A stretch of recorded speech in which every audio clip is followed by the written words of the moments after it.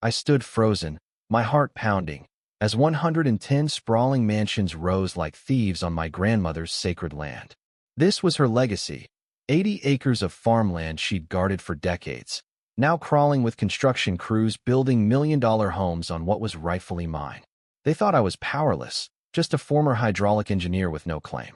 They didn't know I understood water's wrath better than anyone and how to wield it as a weapon of vengeance. My name is Ethan Caldwell. 6 months ago, I was drifting, a burned-out engineer who'd left the city after watching corrupt officials scrap my wetland preservation project for another soulless mall. That betrayal had soured me on fighting the system. But when I got the call about my grandmother Eleanor's death, everything changed. She'd left me her homestead, complete with natural wetlands and a winding stream. I hadn't visited in years, not since our falling out when I quit my job. She called it cowardice. I called it principle.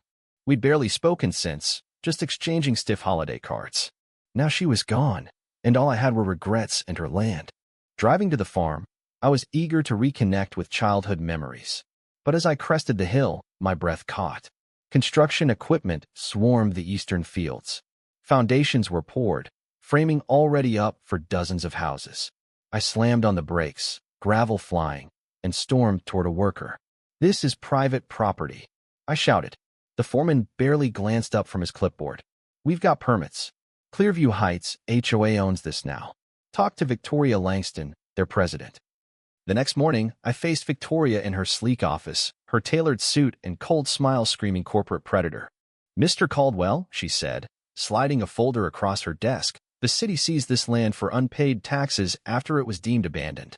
Your signature's right here, relinquishing rights." The document bore my name, but not my handwriting. My hands shook. "This is forged," I snapped. Her smile tightened. "The city's growing. This land's worth millions developed. What's your plan, grow potatoes?" Her condescension lit a fire in me, but I stayed calm. I needed to understand the enemy. Her office walls flaunted renderings of Clearview Heights, a gated paradise of artificial lakes replacing my grandmother's wetlands. Behind her, a map dotted with pins marked other conquests. She dismissed me, glancing at her watch, but not before I caught her unease when I mentioned environmental studies. She hadn't done them. I called my old friend Nathan Reed, now a lawyer, and we dug through county records. The truth was infuriating. Eleanor had never missed a tax payment. Someone had frozen my inheritance file and forged my signature. The transfer was approved by Councilman Richard Hayes, the city's power broker. "This reeks of corruption," Nathan said, studying a water survey map in Eleanor's old study. "But fighting City Hall and a rich HOA? They've got connections we don't." I traced the wetlands and stream on the map, my grandmother's ingenious dam system staring back. "I'll make them listen," I vowed. Days blurred into paperwork and dead ends. Nathan found paid tax receipts proving the land grab was deliberate. We filed a court complaint, but the hearing was delayed. The police, led by Chief Bradley Hayes' brother-in-law, brushed off my reports. Records showed Hayes had fast-tracked a zoning change days after Eleanor's hospitalization, bypassing environmental studies. The corruption was a machine, oiled by promotions and contracts for loyalists. Victoria escalated her attack. Construction crews worked 24/7, jackhammers and floodlights tormenting me. They dumped debris to block my driveway, a clear message. Police, citing special permits, ignored my complaints. Chief Bradley smirked as he left. "Hayes is running for mayor. Take their offer, Caldwell." Sleep became impossible, the noise and lights relentless.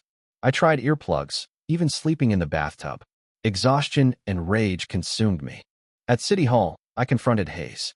"Your grandmother's land is prime real estate now," he said, leaning back in his chair. "Take the settlement and move on." On my way out, I met Sarah Mitchell, a former journalist battling Clearview's fines.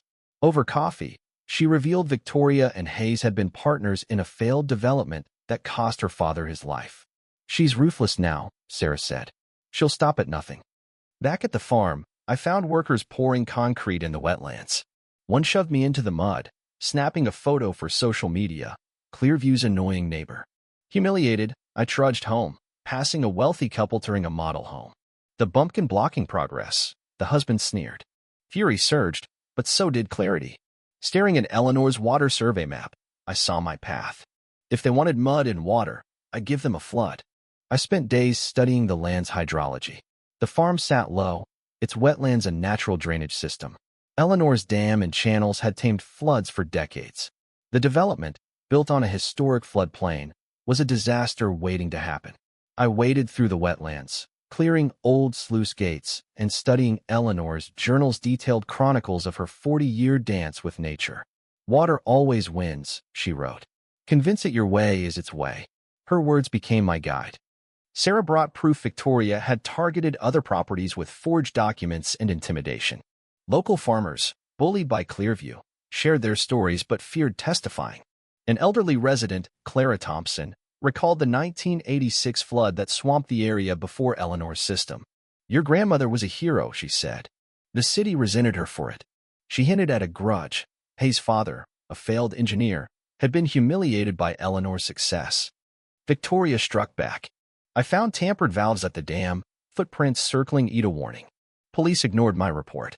Our lawsuit was dismissed in a hearing I was never notified about, the judge a Hayes ally. I felt helpless, but my old colleague David Carter provided a breakthrough. Clearview's drainage system was a sham, built on unstable wetlands. "One good rain," he said, "and those homes are done." A storm was forecast for Clearview's grand opening. I restored Eleanor's system, tweaking it to funnel water toward the construction site. "I'm just maintaining my property," I told Nathan, ensuring legality. Sarah's article exposing Clearview's environmental violations went viral, sparking protests. Environmentalists and media swarmed, amplifying the pressure. The storm hit as Victoria, Hayes, and the mayor celebrated the opening. From a hill, I watched water rise around the mansions. The mayor's speech faltered as mud lapped his shoes. Buyers scrambled to save their cars. Victoria's composure cracked as her suit soaked. A reporter's photo of the mayor in floodwater went viral, captioned, "Clearview's Grand Disaster." The fallout was swift.